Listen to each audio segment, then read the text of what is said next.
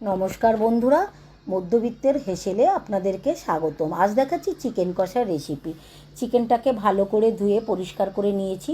তারপর একটা পাত্রে নিয়ে নিয়েছি কিছুটা রসুন, কিছুটা কাঁচা লঙ্কা আর রসুনের একটা পেস্ট বানিয়ে নেওয়ার পর এদিকে চিকেনটার মধ্যে পাতিলেবুর কিছুটা রস দিয়ে আমি ম্যারিনেট করে রেখে দেবো।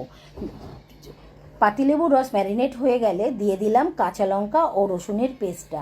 কাঁচা লঙ্কা ও রসুনের পেস্টটা দিয়ে কমসে কম আধ ঘন্টার জন্য আপনি চিকেনটাকে ম্যারিনেট করে রেখে দেবেন। আমার মধ্যবিত্তের হেসেল, তাই আমি চিকেনটাকে কিছুটা বাড়ানোর রেসিপিটা দেখাচ্ছি।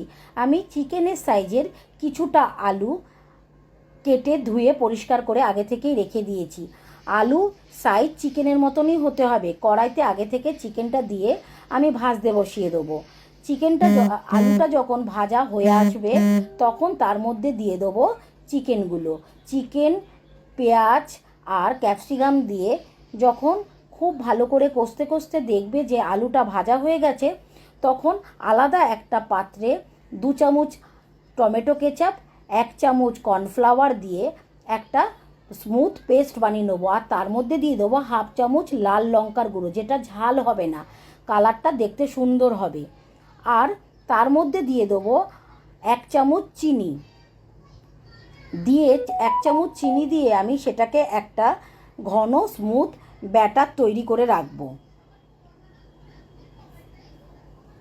এবার কড়াইতে চিকেনটা কষতে কষতে যখন অনেকটাই তৈরি হয়ে যাবে, এই স্মুথ ব্যাটারটা আমি কড়াইয়ের মধ্যে দিয়ে কষতে থাকবো। কড়াইতে কষতে কষতে যখন চিকেনটা পুরো তৈরি হয়ে যাবে, তাহলেই হয়ে গেল। একদম চিলি চিকেনের মতনই খেতে স্বাদ হবে। বন্ধুরা, আমার রান্নাগুলো ভালো লাগলে আমার পাশে থেকো, আমাকে সাবস্ক্রাইব করতে ভুলো না। আর লাইক, শেয়ার ও কমেন্ট করে আমার পাশে থেকো। কেমন লাগলো আমার চিকেন কষা রেসিপিটা কমেন্ট করে জানিও, আমি আগ্রহী হয়ে রইলাম। টাটা, আবার দেখা হবে একটি নতুন ভিডিওতে। সাবস্ক্রাইব করতে ভুলো না কিন্তু বন্ধুরা। কেমন লাগছে আমার চিকেন কষা রেসিপিটা জানিও তোমরা।